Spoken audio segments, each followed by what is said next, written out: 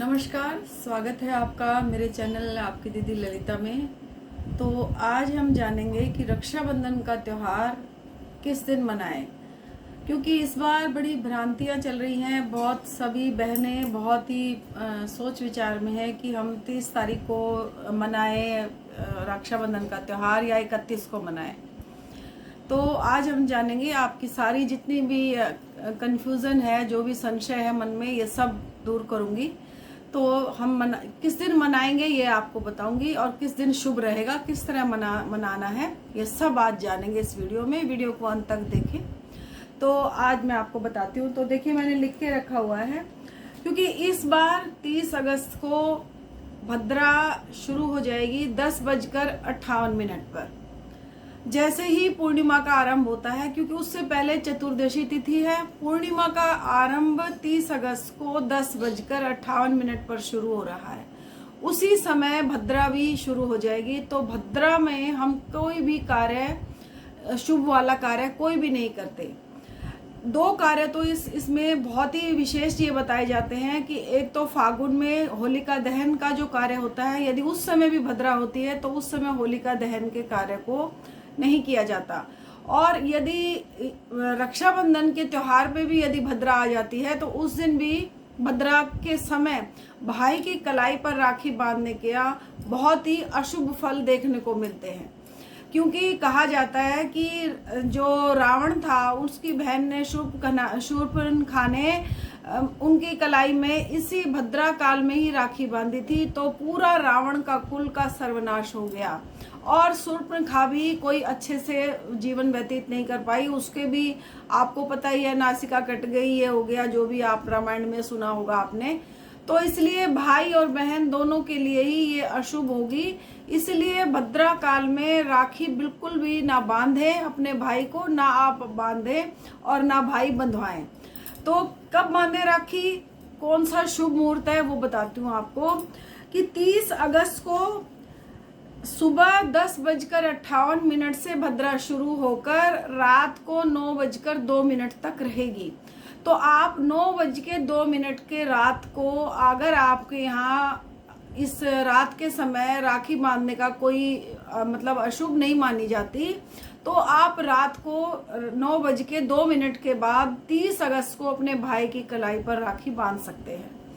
नहीं तो आप ऐसा कर लीजिए कि सुबह फिर 9:02 से लेकर सुबह 7:05 तक जो ये भद्रा नहीं रहेगी, उसके बाद में प्रतिपदा शुरू हो जाएगी। तो हम जो रक्षाबंधन का त्योहार है वो पूर्णिमा में ही मनाते हैं, इसीलिए 7:05 के बाद रक्षाबंधन का त्योहार नहीं मनाना चाहिए।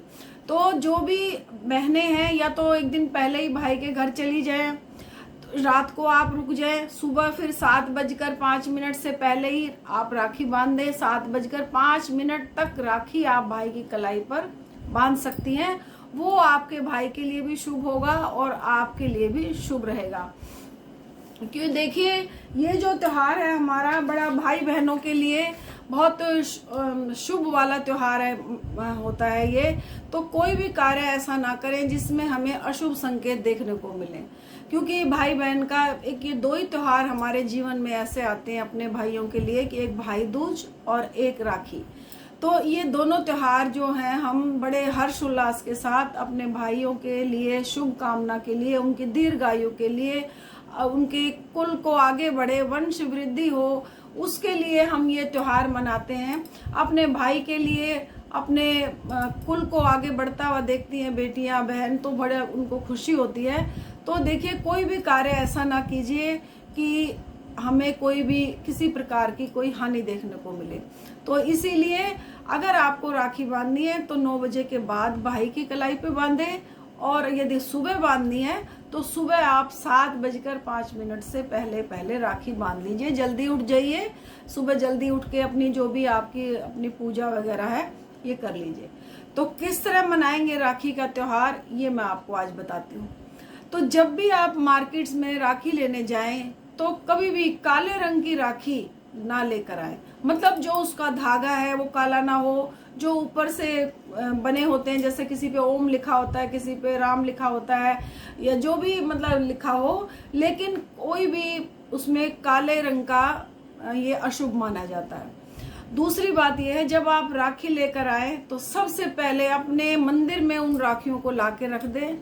एक थाल में उन राखियों को रख लें, खोले ना, आप पॉलिथीन समेत जो उनका पैकिंग होती है उस समेत आप उन राखियों को लाके अपने मंदिर में रखिए।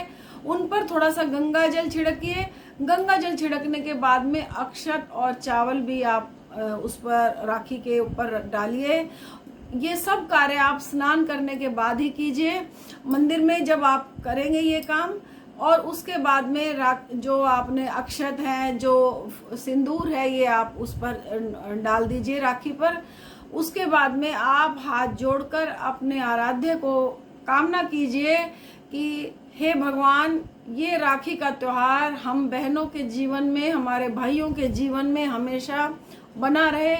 इसी तरह से सज धज कर मैं अपने भाइयों के घर राखी बांधने के लिए जाती रहूं, और मेरे भाई और मेरा जो कुल परिवार है ये भी खुशी खुशी और सज धज कर, मेरी जो भाभियां हैं, मेरी जो भतीजियां हैं वो भी, और मेरे जो भतीजा है वो सब बड़े हंसी खुशी के साथ इसी तरह से हम सब मिलकर त्योहार मनाएं। तो इस तरह से आप त्योहार मनाइए। जब आप अपने आराध्य के लिए, तो आप जैसे मान लीजिए आपके 2 भाई हैं, 3 भाई हैं, 4 भाई हैं, तो आप 1-2 राखी फालतू लेकर आइए। उन राखियों को आप खोल लीजिए, एक थाल सजाइए, थाल में आप एक दीपक रखिए, अपनी जो आप राखी लाए हैं वो राखी रखिए। उसके बाद में आप हल्दी, केसर और चंदन, इसका तिलक भी रखिए उसमें थाल में। और उसके साथ साथ आप कुछ मीठा, जो भी आप घर से लेके जा रहे हैं वो मीठा रखिए आप अपने आराध्य के सामने। आप जिस भी, सबसे पहले आप राखी, यदि आपने कोई गुरु धारण कर रखे हैं तो गुरु जी को बांधिए। उसके बाद यदि आपने कोई गुरु धारण नहीं कर रखे हैं तो एक राखी आप गणेश जी को बांधिए। हम कोई भी शुभ कार्य करते हैं तो उसमें अपने गणपति जी को हम कभी भी नहीं भूलते और ना भूलना चाहिए, क्योंकि उन्हें याद करते ही हमारे सारे कार्य सफल होने लग जाते हैं। उसके बाद में आप जो भी आपका आराध्य है, चाहे माता रानी है, चाहे आपने कृष्ण भगवान को अपना आराध्य बना रखा है, चाहे लक्ष्मी जी को बनाया है, चाहे विष्णु जी को बना रखा है, आप एक राखी उन्हें भी जरूर पहनाएं। चाहे भोलेनाथ को बना रखा है आपने, उनको भी राखी पहनाएं, मतलब राखी बांधे। और राखी बांधकर और बहनें अपने भाई के माथे पर जब टीका लगाएं तो नीचे से ऊपर की तरफ टीका लगाएं। कईयों को मैं देखती हूँ ऊपर से नीचे की तरफ टीका लगाते हैं, ये टीका अशुभ माना जाता है। आप पहले इस उंगली से बिंदु सा बना दे माथे पर, फिर उससे उंगली से ऊपर को खींचते हुए लेके जाए और अक्षत जरूर लगाएं अपने भाई के माथे पर। और जब आप अपनी भाभी के लिए भी राखी लेके जाएं और बिंदी लगाएं, तो जब आप उनके माथे पे लगाएं तो उनको गोली बिंदी लगाएं और उनकी मांग में भी सिंदूर लगाएं, और अपनी उनकी जो चूड़ियां हैं उनके ऊपर भी आप सिंदूर जरूर लगाएं। और जिस समय आप ये करें तो यदि आपकी भाभी को पता है तो वो भी है, जैसे आप उनको सिंदूर लगाएंगे तो तुरंत वो आपको भी लगाएंगी। यदि नहीं पता तो आप अपनी भाभी को कहिए कि भाभी अब आप मेरी मांग में भी सिंदूर लगाइए। तो इस तरह से दोनों नंद और भाभियों का प्यार भी बना रहता है और दोनों की शुभता भी बनी रहती है। आप फिर अपने भाई को जब टीका लगाएंगे, तिलक लगाएंगे और उनको मीठा भी खिलाएं, तो आप उसमें दिशा का भी ध्यान जरूर रखें। कभी भी दक्षिण मुखी होकर अपने भाई को राखी ना बांधे, ना आप बांधे, ना भाई का मुंह दक्षिण दिशा की तरफ आप रहने दें। इसलिए क्योंकि दक्षिण दिशा जो होती है ये अच्छी नहीं मानी जाती, यम की दिशा मानी जाती है। इसलिए कोई भी कार्य हम दक्षिण की तरफ मुंह करके नहीं करते। उत्तर की तरफ मुंह करवा दीजिए अपने भाई का, या पूर्व की तरफ मुंह करवा दीजिए। और अपना आपका मुंह जो है, जब आप राखी बांध रहे हो तो आपका भी जो फेस है वो भी इसी तरह से होना चाहिए, या तो उत्तर की तरफ होगा, या आपका पूर्व की तरफ हो, या पश्चिम की तरफ हो। इस तरह से ये 3 जगह जो हमारी हैं ये शुभता की मानी जाती है। तो इस तरह से आप ये राखी बांधिए। फिर आप उसके बाद में अपने मंगल कामना कीजिए। और अपने भाई को जब आप राखी बांधे तो जिस समय आप राखी बांध रही हो तो उस समय अपने भाई के लिए आप मंगल कामना अवश्य करें। और जब भाई राखी बांधे और तो वो थाली में उपहार स्वरूप कुछ भी, जो भी आपका श्रद्धा सामान है, आप बहन के थाली कभी भी खाली ना भेजें। आप उसमें चाहे आप बाद में बढ़ा के पैसे दे दें, जितना भी है उस समय आपके हाथ में 100-200 जो भी है आप थाली में रख दीजिए और फिर अपनी बहन को आप उस थाली वो उठा के ले जाए, मंदिर में रख दे।